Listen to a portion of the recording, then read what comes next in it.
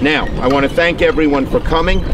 It is a beautiful day at one of the most beautiful spots in New York State, Cold Spring Harbor, right on the Hudson River. You can see what we're doing here has broad support because on a Thursday afternoon we have a large number of people from the boating community and the elected community here. So, let's get right to it. Over the past few months, during this boating season, I've read newspaper articles and spoken with recreational boaters who are concerned about their boats being stopped over and over and over again when they're trying to enjoy a beautiful day out on the river. The message from the boaters is crystal clear. Repeated and redundant stoppages are forcing boaters to shut down their engines too many times, slowing the day, slowing down their enjoyment of this beautiful river, the Hudson, slowing down our local economy. It's just not fair, and it's not that it is the worst problem in the whole world, but when it seems so nonsensical, it gets to be grating. And I know how you feel. You say, this doesn't make much sense. Why are we being stopped, inspected for something, and then a half hour later being stopped by another authority and being inspected for the same darn thing? That's the galling part about this. It's sort of one hand not knowing what the other is doing. People are out fishing, floating, just relaxing with their families, and they get a visit from the Coast Guard. The Coast Guard will ask for their paperwork. They'll check to make sure they have enough life jackets and flares and send them on their way. Nothing wrong with that. But here's the problem. A couple of hours after being cleared by the Coast Guard, the state police will stop the boat and perform exactly the same check. Then a couple of hours after that, it could be the local sheriff's office with the lights flashing. Now, all of these agencies do a great job. I'm not denigrating any single one of them. And their job is incredibly important. We have Indian Point a few miles down the river. We need to protect it. We have our bridges. We have other boats from reckless or intoxicated boaters.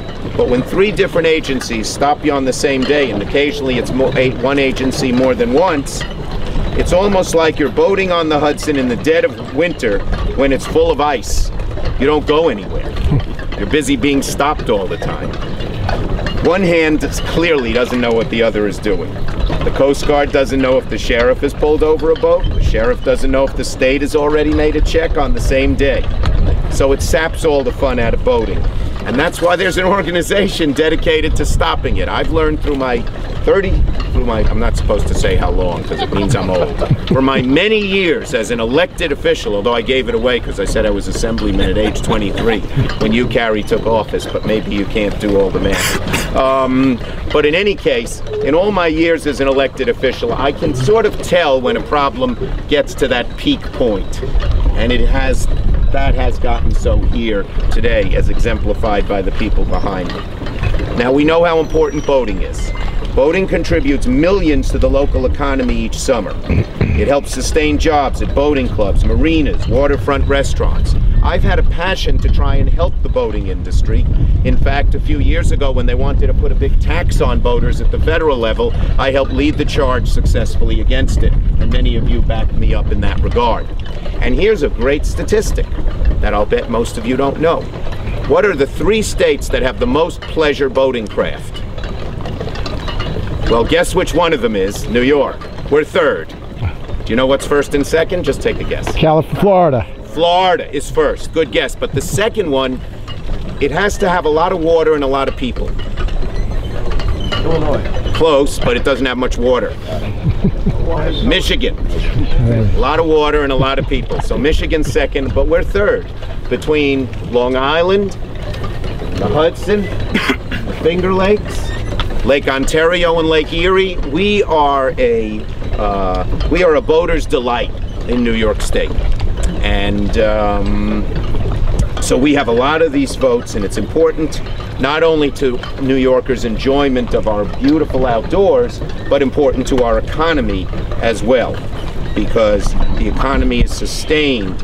Boating is a huge billion-dollar industry in our country, and I had the numbers in our state when I was doing this before.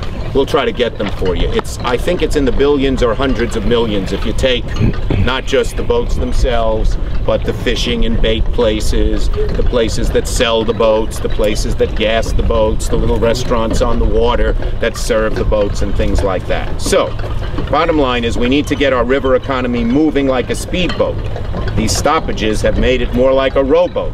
So here's what we're going to do about it. Today I'm calling on the Coast Guard to take the lead in streamlining the patrolling process and come up with a system to improve the communication between federal, state, and local authorities so the same boats aren't getting stopped over and over again. As I said before, instead of screening one boat 6 times, they ought to screen 6 boats once, and that would make things better. And you say, why is this happening? Well, it's analogous to what happened with police and fire and EMT right after 9/11. And this is an outgrowth of 9/11. You know, before 9/11, we worried less about Indian Point. Before 9/11, we worried less about somebody doing some damage to one of our bridges that crossed the Hudson. We worry about it now. That's a good thing. And safety has to be important in boating and in security. But the agencies have not coordinated. Each is doing their own job well, but they're not coordinating with one another. And that's what we found right after 9/11 with lots of security functions with police, fire, EMT in New York City and the surrounding areas. So that people have to get together, and we want the Coast Guard to take the lead. And there are a few ideas as to how we can get this done. The Coast Guard already uses an electronic PDA system, so different boats out on the water know who they've already stopped and who they haven't, so they don't keep stopping the same boat. And 2 Coast Guard boats can communicate with one another and say, oh, we stopped Filipowski's boat, you don't have to. He's fine, he's got everything, he checked out just fine. Our state and local agencies, of course, don't have access to that information. So we need to come up with a system, a similar system, so the Putnam County Sheriff's Office knows if a boat's already been stopped by the Coast Guard and vice versa, and the state as well. Federal, state, and local agencies should come up with a way to work together on this. We could also reduce unnecessary stoppages by treating boats the same way we treat cars, with inspection stickers. When you have your New York inspection sticker, they don't make you do a new inspection in Pennsylvania when you drive across the border. One sticker says, okay, this car's safe by New York standard, and that's okay to Pennsylvania. Well, maybe one of the things we're suggesting is that boaters right now can get an annual inspection sticker if they get inspected by the Coast Guard at the beginning of each season.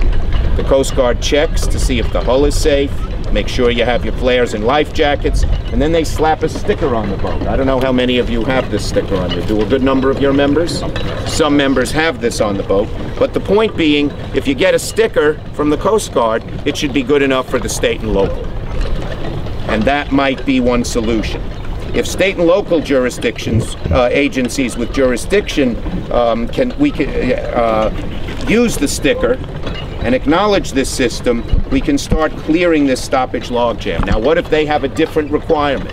Well, we'd ask the Coast Guard, the state, and the local to get all the requirements together so when you get the sticker, all the requirements are met, so you're not having 3 separate stickers with 3 separate requirements. So I'm encouraging the Coast Guard to use the sticker system. It seems like a good idea. And I'm encouraging local authorities to look at it as well. And if the 3 agencies, when they get together, agree that the sticker is good, that we should implement it, and I'll do whatever I can to help get it implemented. If it's not good, they should tell us why and what their alternative is. But there's got to be an alternative, so there's some coordination. Okay? So,